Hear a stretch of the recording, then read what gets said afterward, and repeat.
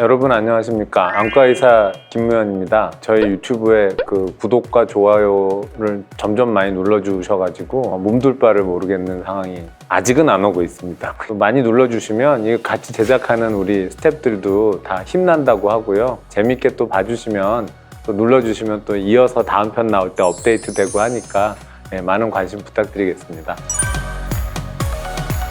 비문증이라고 하는 단어에 대해서 겪어본 사람은 그냥 딱 아는 건데요. 겪어보지 못한 사람은 문자로 읽어서는 또 이해가 잘 안 되는 그런 거죠. 뭔가 날파리처럼 날아다니는 어떤 무늬 같은 것들이 보이는 거. 그래서 비문증이에요. 병이 아니고 증상을 나타내는 말이고, 광시증이라서 빛이 번쩍번쩍 하면서 뭔가 떠다니는 게 생겼고, 갑자기 어느 날 보니까 검은 커튼이 드리워진 것처럼 이렇게 가려지는 부분이 생긴다. 이런 경우에는 이 떠다니는 날파리 같은 것이 망막박리의 전조 증상으로 나타나는 비문증일 수도 있기 때문에 단순한 비문증으로 다 간단히 생각하지 마시고 혹시나 하는 마음으로 안과는 꼭 가서 보셔야 합니다. 비문증의 원인은 이렇게 생각해 볼까요? 꿀단지 오래 두면 밑에 고이는 찌꺼기 같은 거 있죠. 눈 속에도 이 말랑말랑한 이 눈알의 구조 안을 유지하기 위해서는 눈에 이제 어떤 성분들 같은 것들이 그 안에 있거든요. 근데 이 성분이 빛이 들어가는 걸 막아서도 안 되니까 투명한, 그러면서도 탄력이 있는 그런 성분들로 채워져 있어요. 그거를 이제 유리체라고 부르는데, 나이가 들면 수분이 되게 몸에서 없어지잖아요. 물이 없어지니까 그 안에 녹음에 대한 거, 수용성 이렇게 표현할 수 있는데 그게 낮아지는 거예요. 그러니까 잘 안 녹으니까 찌꺼기가 생기겠죠. 그런 찌꺼기가 눈앞에 떠다니면서 보이는 게 비문증, 그 원인이라고 할 수 있고, 증상은 그 자체가 증상이잖아요. 날파리 같은 거 날아다니는 거.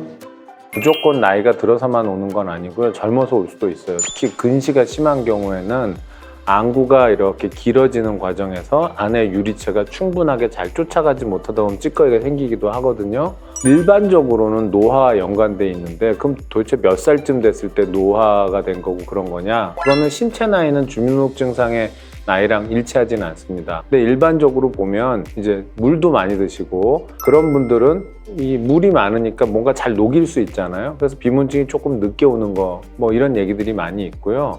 물 안 드시고 커피 열심히 드시고 이런 경우는 사실 탈수가 되니까 그런 경우에는 비문증 같은 게 좀 빨리 올 수도 있겠죠.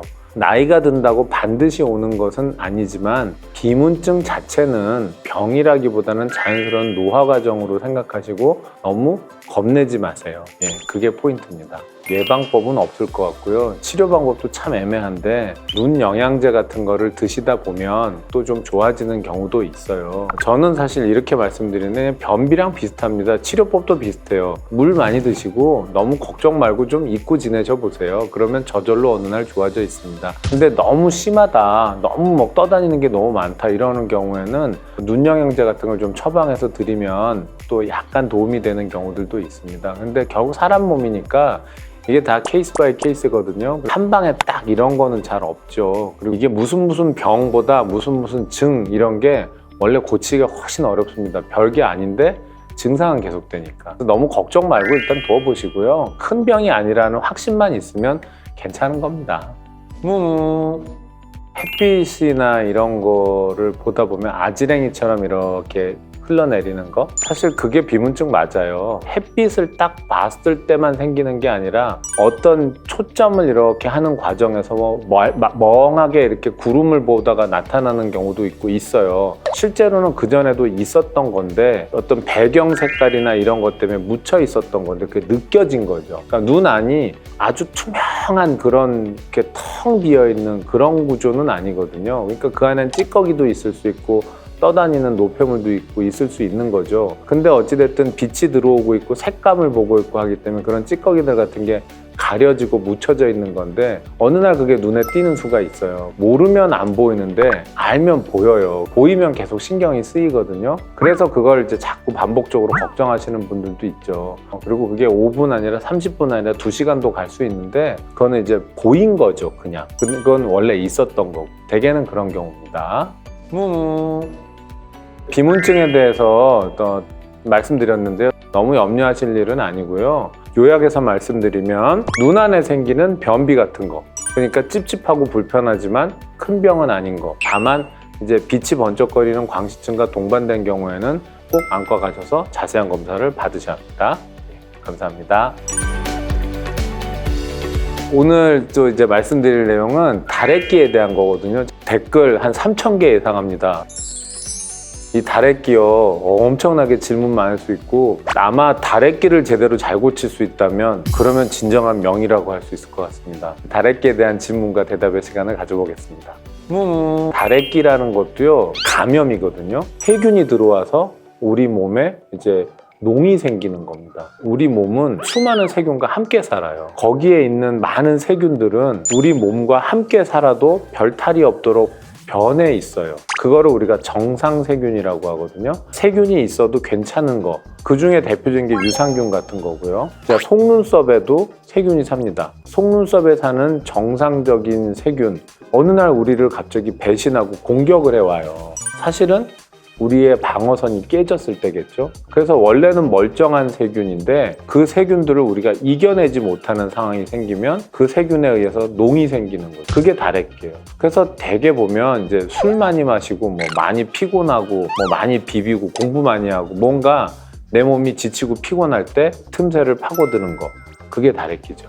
다들 걸려보셨죠? 난 한 번도 다래끼 같은 거 걸리지 않았다 생각되는 분 손 들어보세요. 자, 별로 안 계실 거예요. 다래끼 한 번 나니까 야, 정말 안 났더라. 이쪽에 났던 게 일로 옮기고 위에 났던 게 밑으로 옮기고 가서 4번을 쬐는데 또 생기고. 자, 근데 생각해보면 그 다래끼가 생길 만한 상황들이 있었던 거예요. 이게 일종의 균형점이 있거든요. 균형이 깨져버리면 갑자기 우르르 들어와서 이제 다래끼들이 생기게 되는 거죠. 자, 근데 그랬을 땐 이 세균들이 만들어내는 찌꺼기들이 문제가 될 거 아니에요. 세균이 들어오면 우리 몸은 또 그걸 방어하기 위해서 걔네들이 싸움을 하고, 그러면 이제 적군의 시체가 널리게 되고 그게 고름이 되죠. 그래서 갑자기 눈꺼풀이 정말 퉁퉁퉁 붓습니다. 그리고 무엇보다 얼마나 아프고 불편하겠어요. 그런 것들이 다래끼의 증상입니다.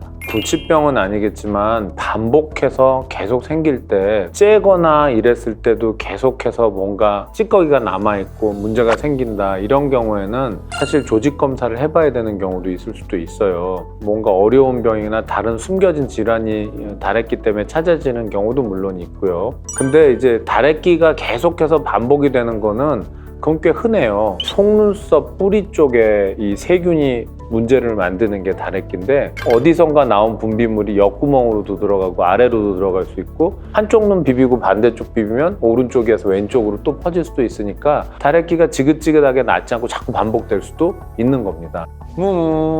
예방법이 있다고 해서 다 지키고 안 걸리고 그러는 병은 아닐 것 같아요. 심해지지 않도록 하는 것 중에 제일 중요한 거, 다래끼가 쬐끄맣게 생겼으면요, 절대 술 드시면 안 됩니다. 그럼 다음날 정말 밤탱이가 됩니다. 후회합니다. 다래끼 생겼을 때 제일 나쁜 거는 술 먹는 거예요, 제가 보기엔. 그거 절대 하지 마시고요. 자, 그 다음에 함부로 이약저약 막 드시지 마세요. 근데 그건 굉장히 어리석은 행동이에요. 그렇게 되면 나중에 째기도 어려워져요. 근데 어느 정도 붓기를 빼서 나름대로 욕이구나 라는 거를 찾게 만드는 정도까지만 되게 약을 쓰는 거예요. 근데 그런 약을 쓰는 과정에서 다 없어지기도 하고, 조금 딱딱하게 남아있으면 고자를 정확하게 째서 끄집어내면 되잖아요. 농이니까 고름을 배출을 해내면 사실 되거든요, 치료법으로서는. 예방은 잠잘 자고 쉬는 건데 그건 쉽지 않고, 자, 일단 생겼을 때 주의하실 점은 절대 술 드시지 마시고 약은 정해진 횟수만큼 드세요. 치료법은 먹는 약으로서 사이즈 줄이고, 그 다음에 몸이 면역이 회복되면 대부분 다 낫는데, 만약에 딱딱한 덩어리로 남게 되면 그때는 째야 합니다. 오늘 다래끼에 대한 이야기저야기 해봤거든요. 이게 제가 유튜브 진행하면서 제 얘기하면서도 보다가도 느끼는 건데, 제가 말이 길어요. 저 말 어렵죠. 요약을 꼭 뒷부분에 해드려야 되겠다 이런 생각을 하거든요. 끝까지 보셨는데 뭔가 기억은 해야 되잖아요.